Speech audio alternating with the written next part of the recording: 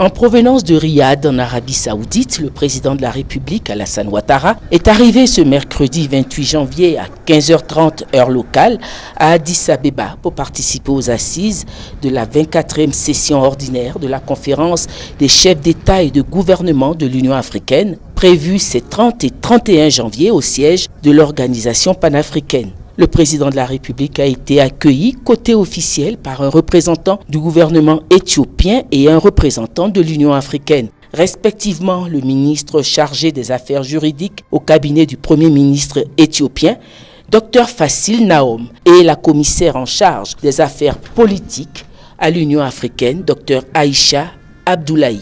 Également par l'ambassadeur de Côte d'Ivoire en Éthiopie, son Excellence Georges Aboua, ainsi que plusieurs ministres du gouvernement ivoirien. Le président de la République était lui-même accompagné par plusieurs membres du cabinet présidentiel. Ce 24e sommet qui se tiendra autour du thème officiel 2015, année de l'autonomisation des femmes et du développement en vue de la réalisation de l'agenda 2063 de l'Afrique, sera une nouvelle fois, comme lors des précédents sommets, l'occasion de concertation au plus haut niveau autour de préoccupations urgentes de l'heure sur le continent africain, comme a souligné le chef de l'État ivoirien à son arrivée. Nous allons bien sûr faire un point sur la situation au niveau du continent et également il y a deux préoccupations majeures à l'heure actuelle, la question d'actualité, la fièvre Ebola. Et les ministres ont eu à faire des recommandations à ce sujet. Et nous avons tous les défis du terrorisme, notamment en Afrique de l'Ouest, avec les attaques de Boko Haram. Et par conséquent, ces deux enjeux sont essentiels, importants, mais nous aurons bien sûr d'autres questions à voir avec les autres chefs d'État et des réunions bilatérales.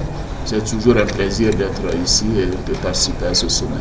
Présente aussi aux assises de ce 24e sommet de l'Union africaine, la première dame de Côte d'Ivoire, Dominique Ouattara, qui fait de l'autonomisation de la femme ivoirienne son cheval de bataille à travers la création du FAFSI, le fonds d'appui aux femmes de Côte d'Ivoire, le microcrédit qu'elle a créé pour aider ses sœurs ivoiriennes à se prendre en charge. La première dame de Côte d'Ivoire a rejoint ce mercredi à partir d'Abidjan le président de la République à Addis Abeba. Elle participera dans le cadre du sommet à un atelier sur l'autonomisation des femmes. Notons qu'en marge du sommet, plusieurs audiences sont inscrites sur l'agenda du président de la République.